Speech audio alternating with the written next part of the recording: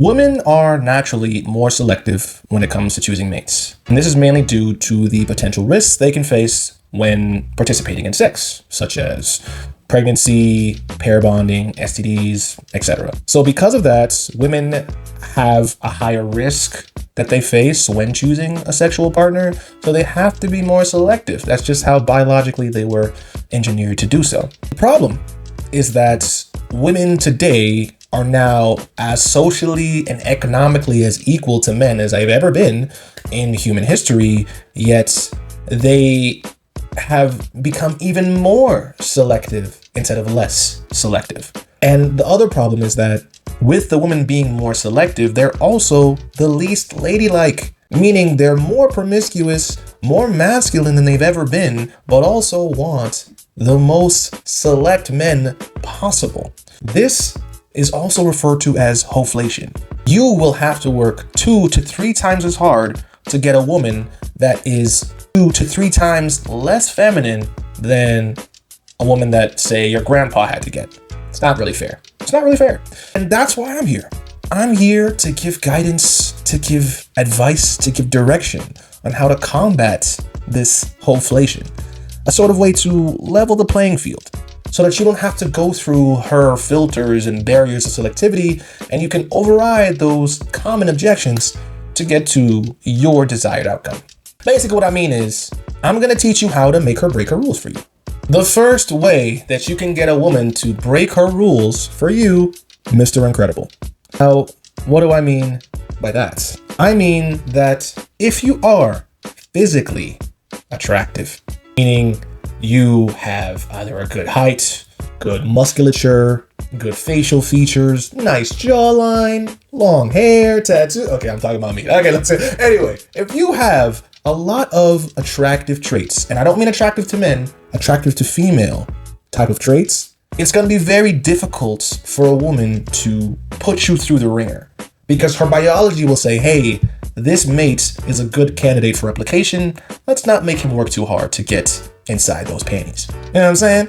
So you'll find that women are a lot less likely to make you work for it when you look good enough to eat. Pause, no diddy. So you should work on leveling up your appearance. Now, this is already a trend that's gaining some momentum, also referred to as looks maxing, but the basics of it is you make sure that you have a lower than average body fat percentage, you have a better than average musculature or physique, and you groom yourself, meaning you get haircuts, you cut your nails, you do some skincare.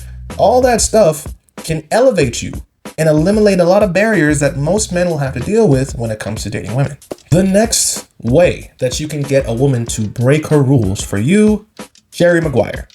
What do I mean by that? Well, if you've seen the movie Jerry Maguire, then you know that there's one very popular phrase, show me the money. Now, how does that relate to a woman lowering her guard for you? Well, women biologically are wired to select for security. How does one get security in this modern age? Money.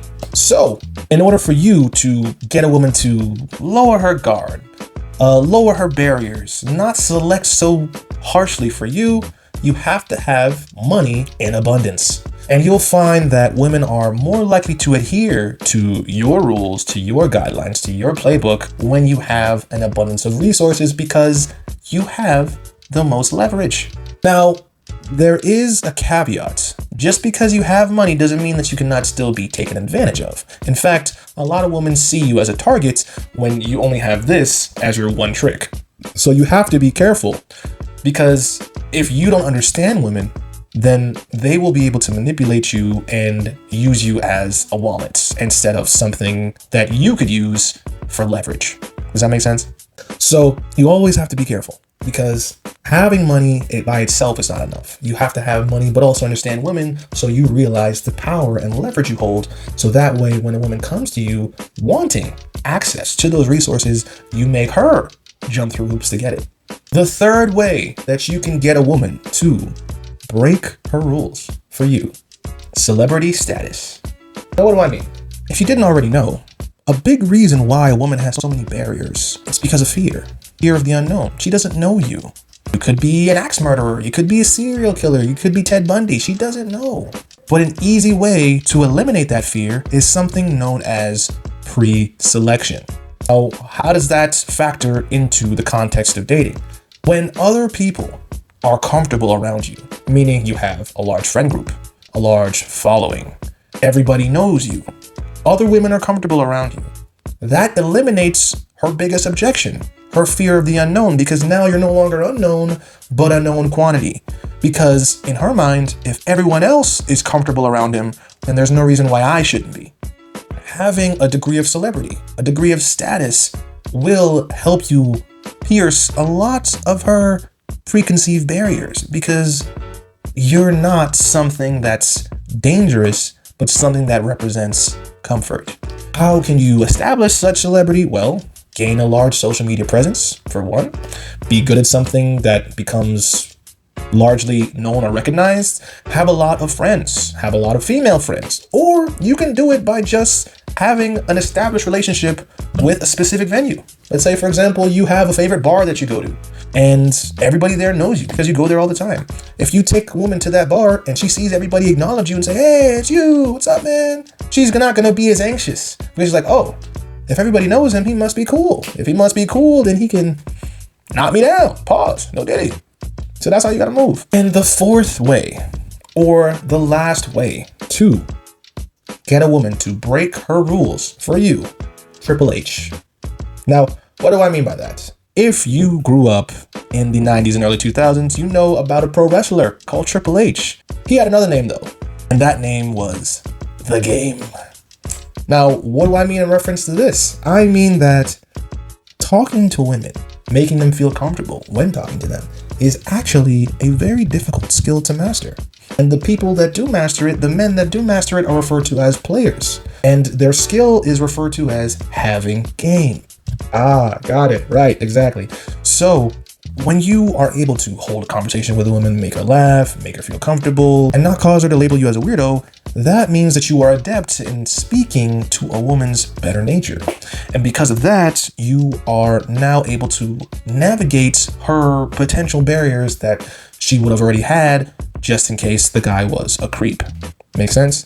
The downside though is that mastery is not easily obtainable. You have to put in a lot of time, a lot of work, a lot of energy, a lot of effort to gain mastery, which is why it's the hardest of the four ways. Now, that's not to say that it won't pay off. It definitely will. But if we're talking about level of investment, game, you have to put the most investment into. So only if you're really dedicated do I recommend trying to work on that specific skill. Just to close out, any one of these four skills that you master will have a great effect on how much easier it will be for you to get some play. But a true master, a true savant, tries to master all four. Because the more ways that you can get a woman to break her rules for you, the much easier it's going to be for you to navigate the dating world and get what you want. That's it for today, guys. Please make sure to like, comment, and subscribe. I'm King's Wisdom. You're welcome.